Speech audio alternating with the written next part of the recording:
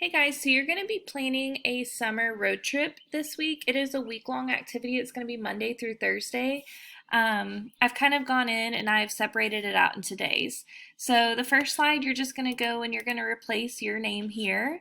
The next slide just kind of explains that this is a week-long project. You can work ahead as you need to.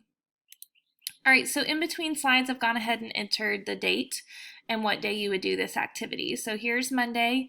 There's just two slides for Monday. The first one is a road trip to remember. So from the mountains to the prairies to the oceans white with foam, you're heading on a USA road trip that you'll never forget. Let's start the fun by mapping out where you'll head and how you'll pass the time.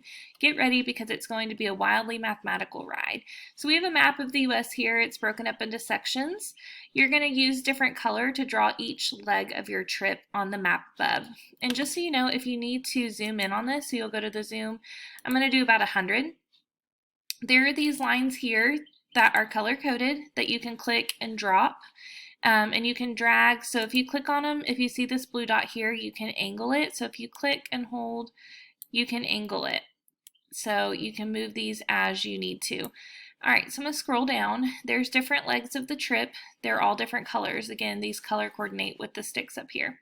So you're going to read this information. You're going to drag and drop the sticks as you need to map out your road trip. So you'll read these directions, drag the correct color, and map out your trip.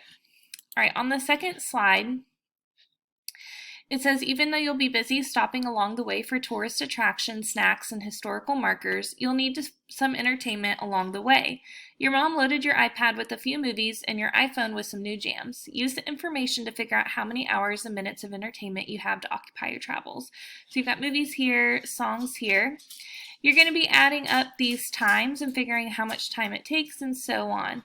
Where it says insert text here, you'll just click and you will type your answers. And that's it for Monday.